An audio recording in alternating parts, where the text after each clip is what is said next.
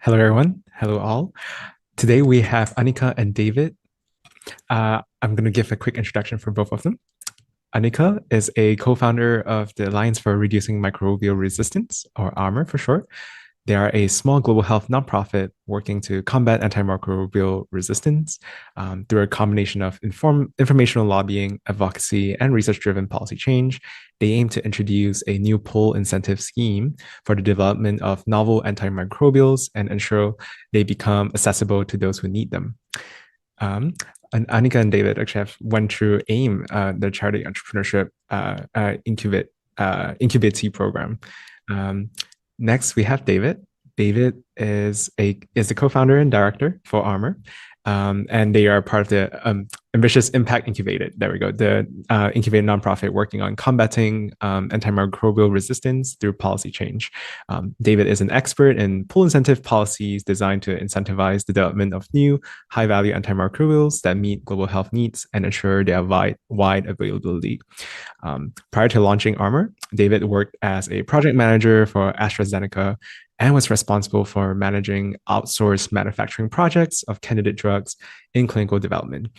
He has a master's degree in applied chemistry and chemical engineering from the University of Strathclyde, whereas Annika has a bachelor's of science degree in applied mathematics from University of Texas at Austin. So today's talk would be titled "Antimicrobial Resistance: Too Many Bugs, Not Enough Drugs." Antimicrobial resistance is responsible for over 1 million deaths each year, and its continued growth threatens the core of our modern medical system. In this talk, David and Annika, the co-founders of ARMoR, will give an introduction to AMR, explaining why it is such a threat to health and health security, and suggest what needs to be done to prevent it from escalating further. They will particularly highlight their work on policy change around development and access to new antimicrobials. Annika, David, over to you. All right, perfect. Thank you all for being here. We really appreciate it and hope you get something useful out of the next 20 or so minutes. David, do you want to move it up a slide? All right, so I'm going to start with a pretty classic introduction and ask you to imagine a world for me. I want you to imagine a world where it's not uncommon for everyday cuts and blisters and burns to lead to life-threatening infections. I want you to imagine a world where we struggle to perform life-saving treatments like chemotherapy and organ transplants because of infection. I want you to imagine a world where we don't perform surgeries that might significantly improve people's quality of life, such as hip transplants, because the risk of infection is just too high. This is the world of the not too distant past, but it's also a world that we could return to if we don't take serious action. So antimicrobials are drugs which form the basis of modern medicine, allowing to perform a lot of the treatments that are so critical to so many different people today. However, over time, the microbes that these drugs treat develop resistance to the medicine, leading them to become more and more ineffective. This is a phenomena known as antimicrobial resistance, and the WHO estimates that if we were to return to a world without antibiotics due to this phenomena, it could lead to a decrease in life expectancy by up to 20 years. This, to me at least, is pretty scary and is the reason we founded ARMoR, which I guess, as was just introduced, is a global health nonprofit working to change policies to prevent this future from happening. So really quickly, I'm going to give an overview of what we're going to talk about in the next couple minutes. First, we'll go a little bit more in depth into what antimicrobial resistance is. Then we're going to talk about our specific intervention and what we think are the most high leverage ways to kind of work towards solving this issue. And then finally, we'll give some more details on what we do at ARMoR, the progress we've made, and some general thoughts on policy work. And I'll hand it over to David now. Great, thanks Annika, and thanks everyone for being here. So as mentioned, I'm David, one of the co-founders and directors of ARMoR. And just before we go into the real real meat of AMR and the real meat of why we think this is such an issue, I'll introduce you to what I like to describe as the unreasonable effectiveness of antimicrobials. So, in a world where most of the new medicines that we're looking at are A, very expensive, and B, really give quite small benefits a lot of the time, it's good to consider what antimicrobials actually meant during their discovery. And this little table sort of demonstrates that. So, you can see that with common infections such as hospital pneumonia, we were looking at death rates around about 60% prior to the discovery of antimicrobials, and that's been cut in half with modern antimicrobials. Bacterial endocarditis, or a heart infection, was not a particularly common infection, but it was a death sentence until we had effective antimicrobials to deal with it. We've managed to reduce death rates by 75% in that infection. Same with blood infections and bacterial meningitis, both just making huge reductions in death rates. And what was really amazing about antimicrobials is you look at a week or 2 weeks of treatment and you're often fully back to healthy life, which is something that most medicines really can't compete with. But as we've outlined, we're losing these medicines.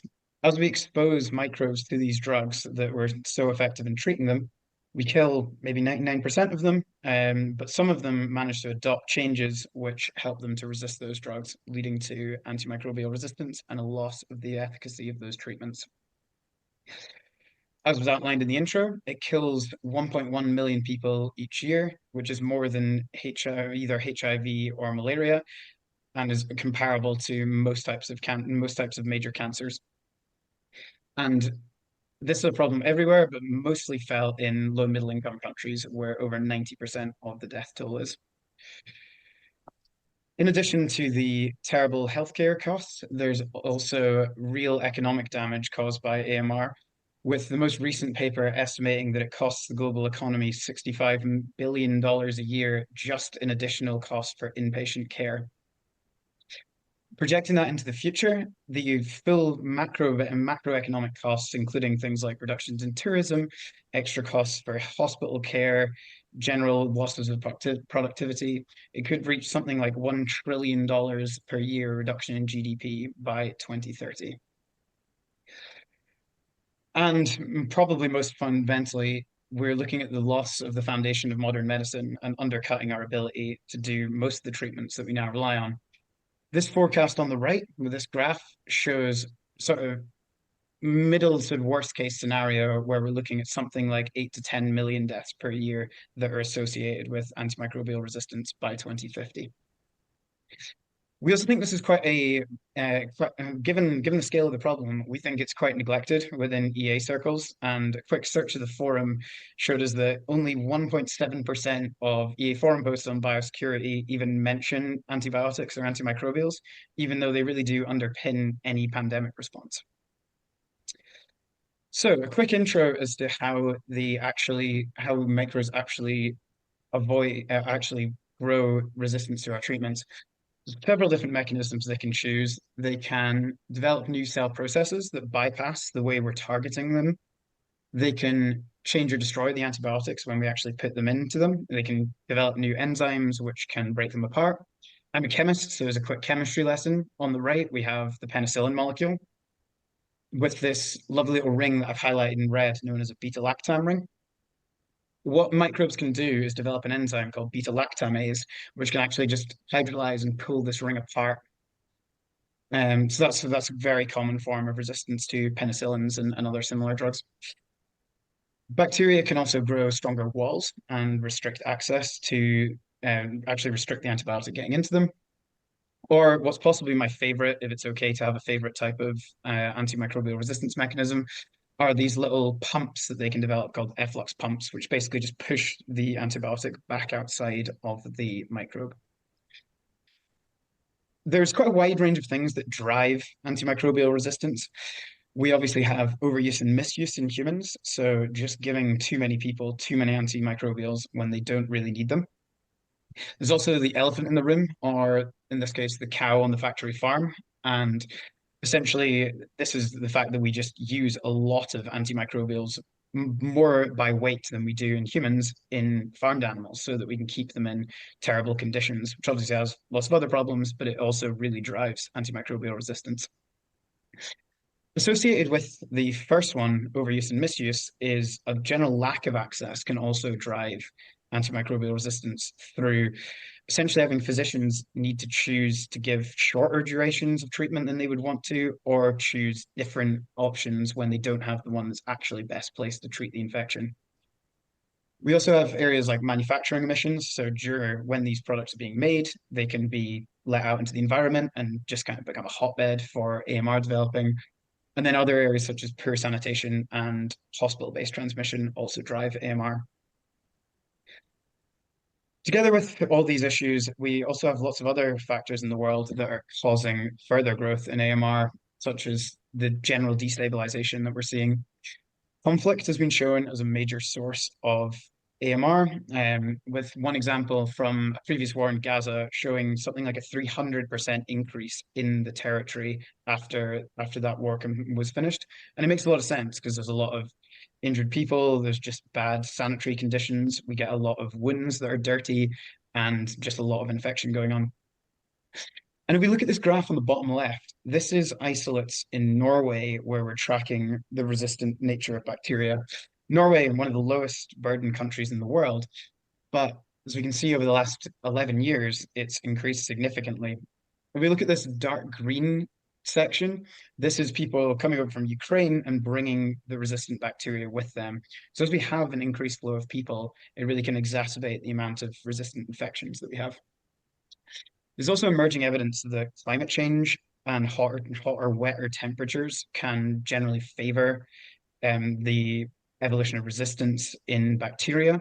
And obviously, as we see more of that and more climate emergencies, that's going to be a driver too.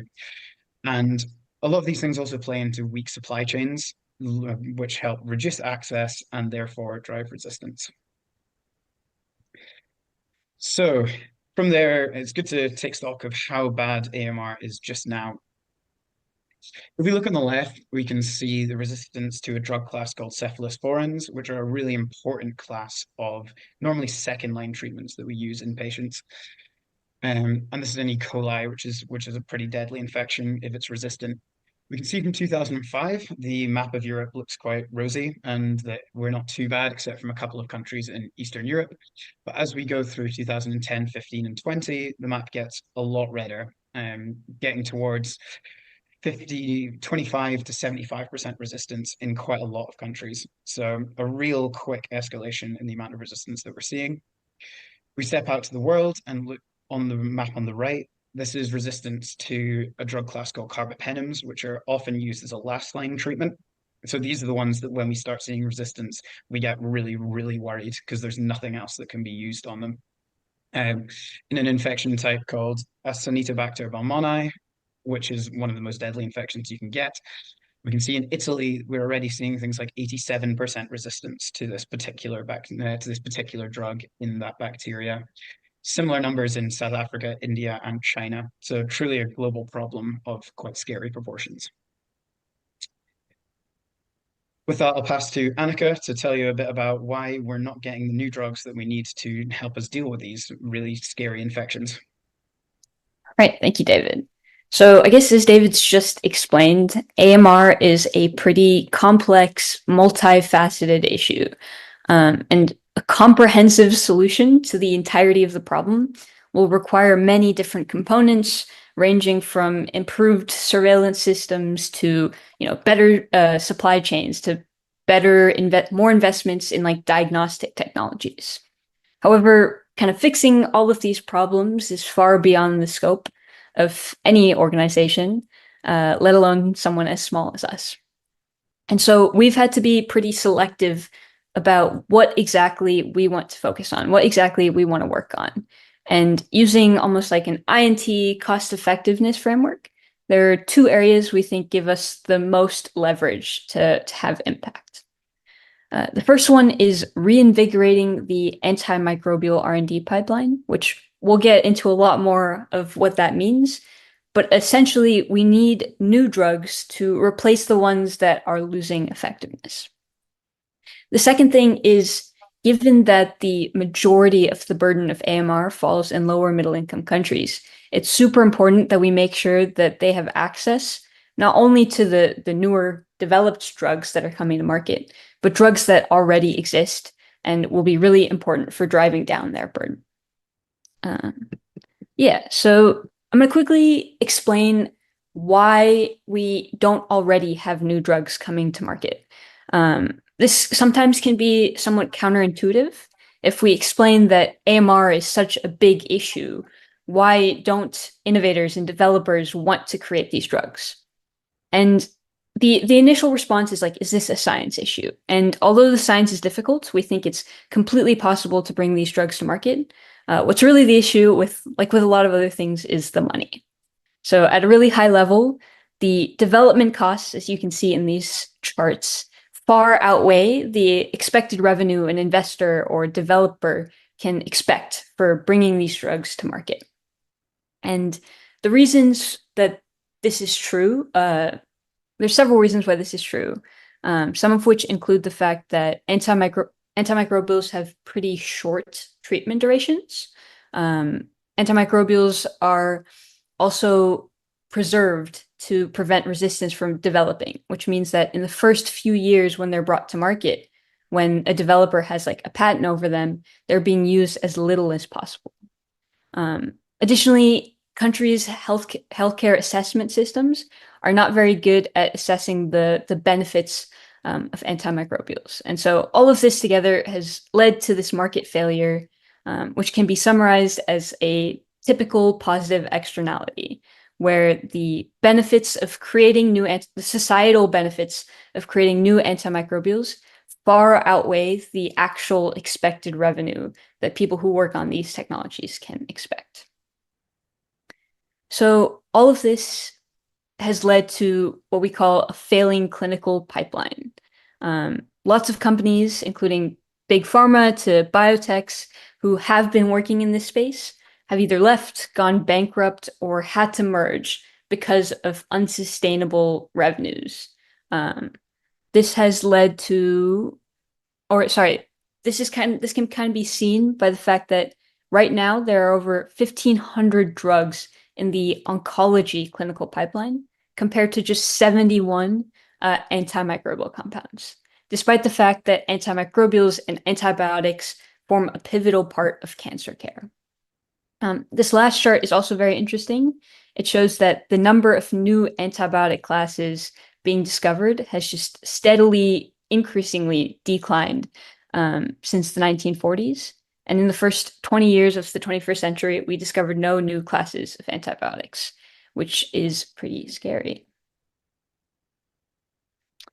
All right, so what is the solution here? How do we fix this? How do we get more drugs to market?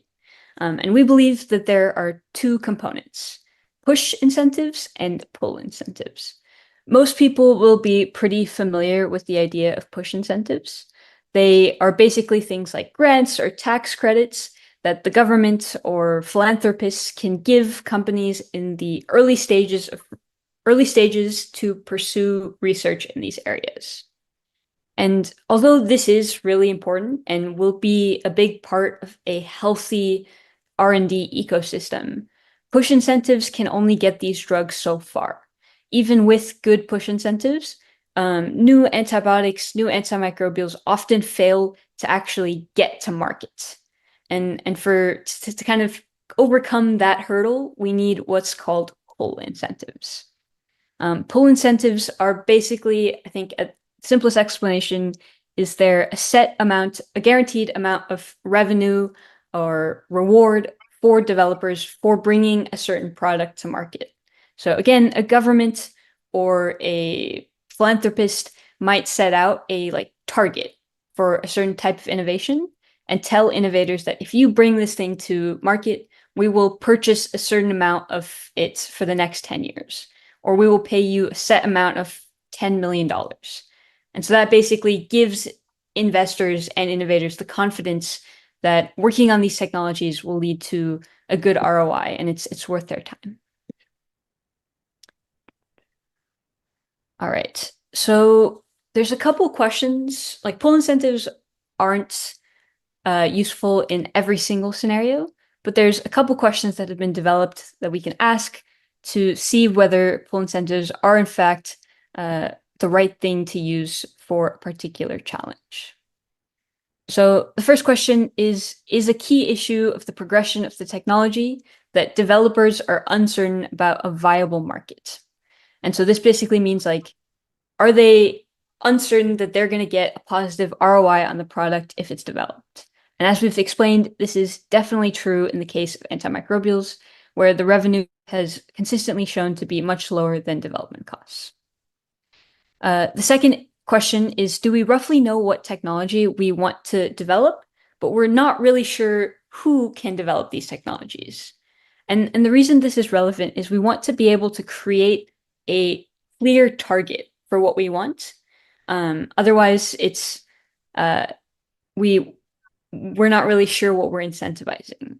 And the second thing is we need to not be sure who's bringing it to market, because otherwise, if we know that this particular company is the one who can bring the drug to market, we could just give them push funding. But for example, in the case of antimicrobials, where the developers might be a whole range of people, pull incentives allow us to be agnostic to who actually does the innovation and reward them once they've brought it to market.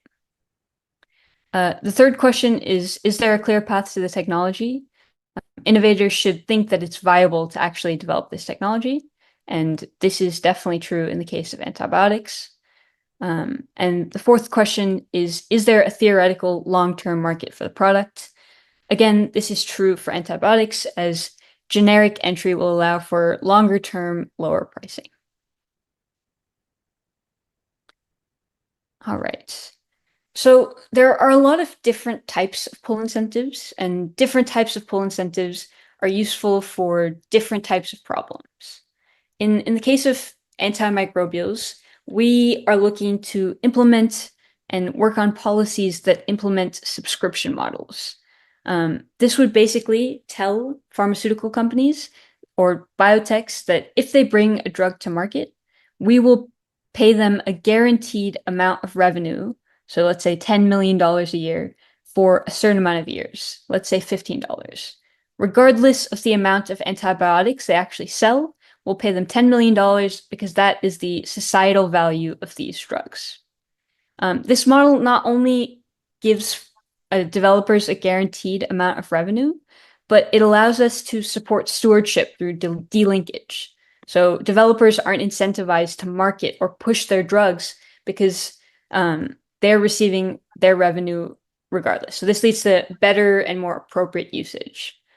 Subscription models, like I'm going to get into in a little bit, also allow for better access because you can build in what we call access conditionalities into the contracts, where in order to receive their guaranteed revenue, developers must provide access to lower middle income countries or places where the burden is highest. All right. So I'm going to quickly show you some examples of where push and pull incentives have already made progress and been implemented. Push incentives have had a lot more progress than pull incentives, and there are plenty of global initiatives kind of working on this. The biggest one is CARB-X. There's also BARDA in the United States. The European Commission has started providing pull incentives, as well as a private investment organization called the ARMoR Action Fund, and a public-private partnership called GARDP. In terms of pull incentives, there's been a lot of talk around pull incentives, including in the US, where the PASTEUR Act is being currently discussed, and the European Union, where a model called the TEV is being discussed. However, although a lot of countries have discussed this issue or implemented versions of a pull incentive, only the UK has implemented a model that is actually in line with the amount that a subscription model needs to be and with good design. So there's still a lot of work to be done, despite how full this map looks. All right. So the last thing I want to touch on before I hand it off to David is global access. So as we've kind of already highlighted, a large part of this issue comes in a large part of the direct death toll of AMR occurs in lower middle income countries. And I think this is Yeah, 99% of AMR deaths in children under 5 occur in lower middle income countries. There's a very clear disparity in where AMR is a problem. And so it's really important that as we develop these pull incentives, we're keeping this in mind and making sure that this doesn't just become something for higher income countries and the drugs aren't developed and just kept in Europe and the United States, that these are accessible where they're really needed most. And so how do we do that? And that's global access conditionalities, which I slightly touched on before. And so this basically says that, again, in order for a company to get their reward to participate in a pull incentive, they must support global access and stewardship. And so this basically can look like licensing, either providing their drugs directly to these places or out licensing their drugs to companies like GuardP who can do it for them. In addition to this, it's outside of pull incentives, it's important that we support global infrastructure and that we make sure that priorities on what antibiotics we're developing are global priorities, not just the priorities of the West. We also want to look at things like pooled procurement and other versions of pull incentives that are specifically designed for LMICs and can help make sure that they get access to these new drugs and existing drugs that they don't have access to. All right, and now I will pass it off to David to explain what we're doing exactly at ARMoR. Great, thanks, Annika. So as a quick intro to what we actually do, so obviously we're pushing for all these policies, and the way that we are attempting to do this is kind of through three key areas. So we're looking to essentially build out a portfolio of advocacy materials, so evidence, ideas, support for these policies that we can feed into policymakers. We're looking to help design those policies. We see a real bottleneck of this being that pull incentives are quite a new concept and that a lot of governments really don't know what that would look like or how it would be financed in their system. So we work on actually trying to figure out that part of the problem. And we also work on generally trying to build stakeholder support behind these policies. We hope that between our research showing why it's valid, our ideas with how the actual policies can be implemented, and our network of stakeholders also pushing for it, this will result in stakeholder support from policymakers and politicians to actually push these forward. And as a result of that, we hope that pull incentives with clauses related to global access will be implemented, mainly targeting the EU just now, but also interested in the G7. Because of those pull incentives, we're fairly confident that companies will come and play ball and will either get back into developing antimicrobials or will be able to unlock investment that will help existing biotechs working on this to do it. And once those new antimicrobials are developed, we're pretty confident they will become available in high-income countries, particularly those that are supporting the pull incentive scheme. We're less confident about their availability in low and middle-income countries, but that's obviously an area that we're also working on. And obviously the outcome of this that we're looking for is to reduce death and morbidity from AMR and also to reduce the overall burden of AMR into the future. That's more specifics on this. So within the types of materials that we're looking to create, we have done quite a lot of work on economic evidence and looking at why investing in pull incentives from a government point of view is a solid investment. And this has probably been one of our most successful pieces of research, which was actually recently presented at a G7 ministerial meeting by one of our collaborators, which we were really excited about. We also look at country-specific information. So we look to bring evidence as to why Norway should do this to Norway, looking at, for example, that graph I showed earlier on the growth of resistance in their country, feeding that into them, and also looking at exactly what the policy could look like within their country. We work quite a lot with other civil society groups and also with industry to try and build out our asks or to get them to sign things with us. We've recently launched a position paper with some other civil society organizations on this. So that's how we kind of ground it all and sort of create research that we think is useful and indicates that this is necessary. After that, we look to design effective policies. So we look to create things like implementation guidebooks, basically showing countries how they can go towards creating these policies. And then we also look at how access to LMICs can be built into each of those policies, because it's not super obvious what the best way of doing that is. Beyond that, we build out our stakeholder network. We participate in multilaterals, such as the UN Quadripartite platform on AMR or the WHO Novel Medicines platform that has a work stream on this. We perform outreach directly to policymakers and politicians and get conversations with them or attend events. And we also do things like presentations and education on pull incentives, normally targeting policymakers and just generally trying to up their understanding of how these work. For example, we recently gave a talk on behalf of the European Commission about this, where we were telling policymakers in the EU how the UK's model works, because we think it's a really good example of this type of pull incentive. So barriers to why this isn't working, or why have we not yet got all these policies if we think if they're clearly such a great idea. A lot of this comes down to most countries we speak to are quite uncertain about which of the various types of pull incentives that exist to use and how much it'll cost them and when it will cost them that money.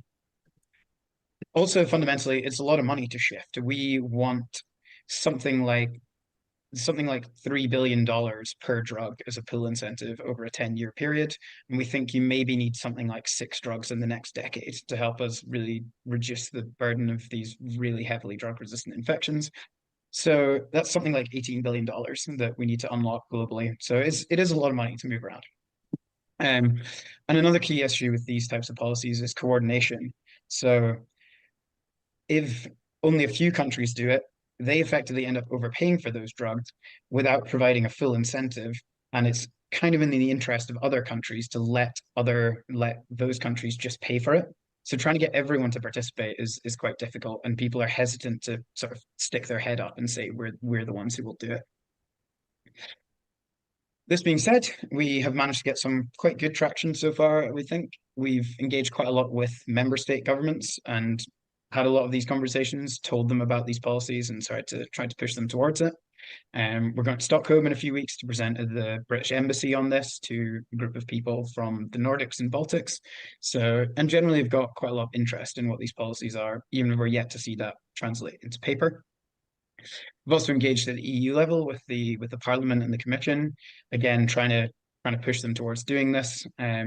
It's something they're quite interested in, and the conversation is very live. And then we try and go to a lot of key events. Aanika here in the bottom was speaking at one of the biggest AMR conferences in Europe a few months ago, which was very successful. And we were also part of the UN General Assembly on AMR in September.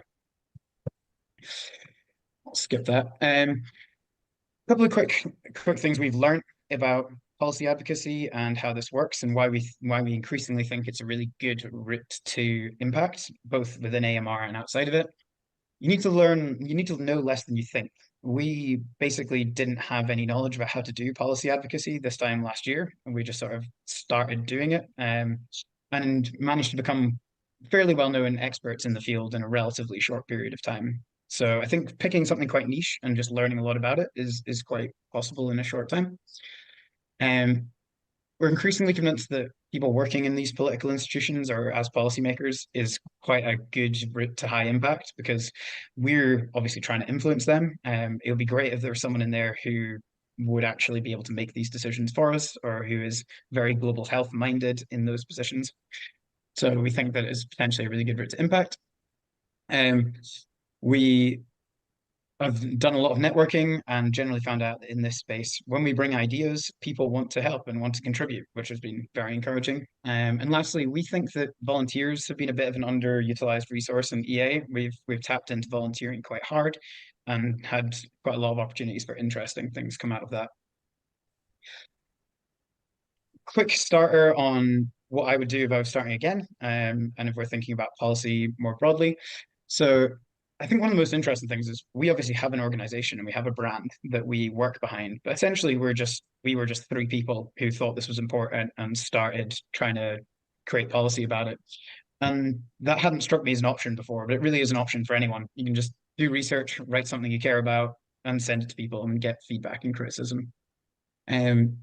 Utilize networks, build collaborations, also supporting your policy. Generally, we found when we brought ideas to people and have said, you don't need to resource this very much. You just need to support it. People have been quite behind it. We spent a lot of time exploring the space and really figuring out where to push and what would be useful, which I think has been very good because the space is quite crowded in other areas. And we've also had a bit of a kind of just send it out mentality. And probably our first policy briefs were comically bad, but we've updated over time and managed to make them into something that's really quite useful. Finding champions is definitely useful. We've managed to get quite a lot of conversation, or we're increasingly getting conversations with MPs or members of the European Parliament who are interested in these ideas and who can champion them for us. And then we also use this phrase, or someone else told us this phrase, but we now use it of being politely persistent when it comes to policy interactions and needing to push people and not assuming that because they haven't got back to your first or second email that they're never going to be interested in it. Last slide, a couple of reasons why working in policies is not very good. It doesn't feel very impactful a lot of the time compared to direct delivery. So we were recently speaking to some other people from charity entrepreneurship who said we managed to get vaccines to 20,000 kids in our first year, for example, whereas Aanika and I had a piece of paper and some policy interactions to our name. So you do need to keep quite a rational head on for what you're trying to do, rather than letting that sort of, oh, we haven't actually been on the ground and done anything thing get to you. It can also be very hard to see progress. It's hard to know if what you're pushing is the right thing or what's going on there. With policies of the size that we're trying to implement, it's also quite hard to know if it will just happen anyway. There are lots of actors in the ecosystem, and there's lots of private conversations we're not privy to. So trying to figure out what's going on behind closed doors is quite awkward. We now think that there's a good chance that at least the most optimum version of this policy won't pass. So that really gives us encouragement that it's worth working on. It can feel a lot like no one's listening to you. You do most of the outreach. People don't get in touch with you and ask for things, at least for a very long time. So that can be quite hard to deal with. And then last and maybe most frustrating is once you've been engulfed in a policy for a long time and you really think it's very useful, you fail to understand why people object to it because it seems to make so much sense to you. And you just get the same objections over and over again from different people, but it gets quite frustrating. So overall, we think it's a really good route to impact and increasingly so, but there are plenty of downsides in working in policy. Last slide. How to get involved? Well, we take volunteers quite regularly, as we mentioned. We think they're interesting. We have lots of opportunities to work with people, and some of our volunteers have gone on to do some really interesting stuff in this field. Also, as we outlined, AMR is a shrinking field. So a marginal researcher going into development of antibiotics or antimicrobials is probably going to be much, much more impactful than they would be in other areas of pharma. So if you are a microbiologist or a chemist or someone who's interested in drug development discovery, it's a really interesting field to work in. And we think it would be something where you can bring those skills and really have a lot of value. Last thing, if you have connections at ministries of health in Europe, or if your friend is the new European Health Commissioner, let us know. We'd love to talk to them. So thanks all for your time, and we'll open that up for questions. Yeah. Thanks, David. That was a great way to end it. So we have a lot of good questions here, and we probably only have 7 minutes of time. Let's see how fast we can knock them out. So the first question is by Emma. David, if you have any things you want to double click on in terms of how non-experts can do to help with AMR. I know you mentioned about volunteering. Is there more you want to say? You want to add to that list?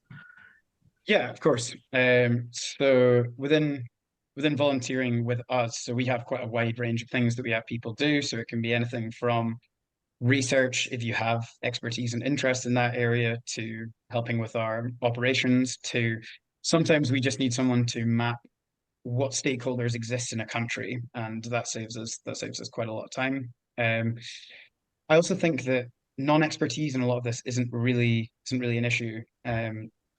It's obviously helpful to know a bit of the AMR area, but with policy, I think you can learn quite quickly about what is useful and kind of start, particularly with these kind of niche policies, you can quite quickly start learning about it and kind of come up with interesting thoughts that people haven't really expressed before. So Okay. Don't Thanks, take David. it, so I don't think something would hold you back. Thanks, David. The next question is by Sarah here. There is a lot of academic research into AMR, especially into the discovery of antimicrobial natural products. However, they have the impression that this rather fundamental research rarely or only slowly leads to the application of the antibiotics um, that have been or will be found. Your approach seems to focus on companies discovering and developing. Have you also thought about ways to improve applicability of findings from academic research? Or alternatively, facilitating collaboration between an academic research group, like less profit focused, and companies that are more application focused? Maybe you have a 20-second answer here. Yeah, no, great question, and something we've very recently actually started working quite a lot on. So I think there is quite a bad disconnect between early phase research and what people are doing and how that can translate into clinically viable product. So we have been working on with a we're kind of trying to grow a consortium that's working on things like how can academic funding best be used and how can we set up profiles for drugs that are relevant to global health and not just the most interesting academically. Mm. Okay. And Annika, feel free to hop in this way if you want to. The next question is again by Emma. Is AMR an endless arm race? Us racing to keep up with the microbes? If we did manage to incentivize additional development, would this just be raising the stakes of the arms race and potentially creating even more powerful superbugs? What is the rate of evolution? For example, do microbes get exponentially more resistant, or is it more of a linear progression, which could be more manageable? And that's a lot of Yeah, questions there, but you get 30-second no, no. attempt there. So I think the characterization of the actual evolution and the speed that that is going at is quite lacking. We don't have a fantastic understanding of how that goes.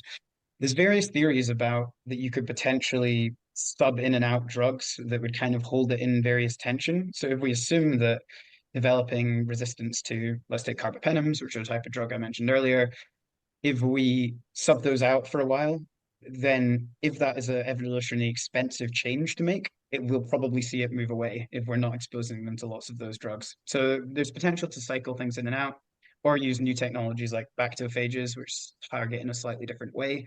So yeah, there is that, but the understanding I think of the progression curve is not fantastic. Yeah, I think generally I would highlight it saying like eventually we're either going to need some sort of new technology or we're going to need like much better stewardship and appropriate use practices so that we can really slow down that rate of resistance and make it less of a problem. Got it, David and Annika. The next question is by Nika. How do you find the right policymakers to connect with, and how do you develop your message in a way that non-experts can comprehend? Also, can you give an example of how volunteers have helped you in a significant way? Sounds like there's a lot of interest in the volunteering front. Yeah. Yeah, so I think on the first one, I think there's a little bit of trial and error where you just have to reach out to lower level people and then tell them what you're doing, pitch your message, kind of hone your message, and then ask them to connect you to someone else. And you're just going to be thrown around like a Ministry of Health until you hopefully get to the right person. I think something we've also found useful is connecting with other people doing policy work in the space. And they can often tell you who the right people are or who the people you want to influence are. Um, yeah, David, you can answer the volunteer question, I guess. Yeah, one other thought on that is it's quite stochastic who you end up speaking to and who ends up being useful. So we go to a lot of events and you might just end up speaking to the advisor to someone who's on the health committee in the EU Parliament or something, which has happened. So that kind of thing is quite useful. In terms of the message, I think always keeping it much more simple than we think, which has been a bit of a lesson. But it's normally how big's the problem and how much is it going to cost to say to solve it. And the other thing that we've tried to add on, which wasn't done that much before, was how much is the current cost of this to you. So we're trying to tie all those together and really make an economic argument as well. On Mm, volunteers, so we have kind of two interesting ones. One was someone really helped us get, or a couple of people really helped us get that economic analysis off the ground, and that's ended up being one of our most successful pieces of work. We did eventually pick it up with paid staff, but using it in that sort of exploratory way to figure out what could be a useful project for us to really pick up and put resources into has been good. The other one was we had a volunteer who came and worked with us and did some things in a completely different area, and they've now gone on to further develop that work alongside some other actors in the field, which has been really cool. mm. In the interest of time, and also we have lots of good questions coming up. I think I'm gonna bite into 3 minutes reserve time, and then we can knock out maybe like three questions. So next question is by Helena. Regarding preventing the AMR getting worse, taking into account that roughly 80% of antibiotics are used on farm animals and industrial farms are perfect environments for superbugs, where meat demand is expected to double worldwide by 2050, where surveys show that most people are willing to eat cultivated meat and precision fermentation at price parity with animal products. I would argue that pushing for more public investment into cultivated meat and precision fermentation could be key to stop AMR. Would you agree? And how could we push this forward? Maybe a 30-second answer there. Yeah, I've thoughts on this, and I'll let you speak, Annika.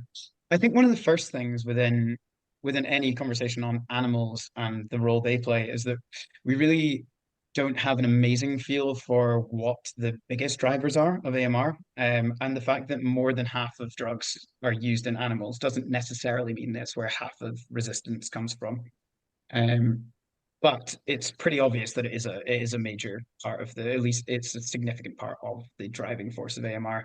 So yes, I mean I fully agree that developing up things like cultivated meat would be very advantageous from a AMR point of view, and obviously support that for lots of other reasons as well. But as Annika touched on at the start, we decided to focus like very narrowly on what we're doing, but I think there would be definitely opportunities for pushing more of that angle. And Annika, do you want to add into this, or you're I good? think it's Okay. good. Yeah. Okay, cool. Next question is by Juliet. Do we know why developers are not initially interested in putting out new antimicrobials? 30-second answers with you. Yeah, I guess like it is just the revenue that they're going to get at the end for putting it out just is way less than the amount it costs to actually create them. And then like this is like there's a lot of factors that play into it. But I think like some of the big ones are just like I said, short treatment duration. So like you might be on a cancer drug for a couple years, whereas you're on an antibiotic for 2 weeks. And then the fact that when a new drug is brought to market, healthcare professionals want to use it as little as possible, so that they prevent resistance from growing. And so this just leads to really low sales volumes. And there's not even super high prices just because of the way that health technology assessments evaluate antimicrobials. Okay, next, last two questions. Why do low-income countries suffer the most from AMR? It seems like most of the causes of AMR, such as overprescription, would happen in higher income countries. Yeah, So go ahead. after Sorry. you, okay, cool. So I mean, I think there's just generally to start with, there's more infectious disease in low middle income countries. Our infection prevention and control is much worse, and a lot of AMR, the real kind of superbugs that are resistant to a lot of things, stem from hospital-based transmission. And that is generally because there's quite low sanitary conditions. A lot of these places, low resource settings, don't even have running water and really have issues with generally reducing their bacterial loads. At the same time, there is kind of quite good access to certain antibiotics, or it can be quite sporadic, but you can get access to these drugs. In India, for example, you can get carbapenems in supermarkets in some places, and they're really a drug that you don't want to be using unless you really have to. So there is quite broad accessibility in some places that's just not controlled. So those sorts of stewardship practices just aren't in place. And also hotter climates just seem to drive bacterial resistance in a way that colder climates don't. Okay, and down to our very last question. What are the key levers we have to drastically decrease the cost of development? Yeah. So I mean, the one that's hot in all things drug development just now is AI, and how can that be integrated, particularly into a preclinical and the actual discovery stage. So using things like computational drug design to figure out how we can drug new targets. And that could a lot of the cost is in preclinical while we're still trying to figure out what the actual drug should look like. So if we can streamline that process, it will help a lot. And also for looking at clinical trial data sets, because they just output ridiculously large amounts of data. So AI really offers a chance there. And the other thing that I think is exciting is clinical trial platforms utilizing low and middle income countries, which obviously is where a lot of the burden is. So it's cheaper to run them there, and it's also easier to find patients who have multi-drug resistant infections, sadly. So trying to use those kind of global clinical trial networks would be really useful as well. Yeah, one lab in particular I think that's doing some really cool stuff is the Collins lab at MIT, and they work with a biotech called Fair Bio. They just recently got a massive grant from the US government to continue their work, and some of the stuff they're doing is pretty cool. Yeah, and with that, we're out of time. Thank you all. Thank you, Aanika. Thank you, David. And that's all, folks. Thank you.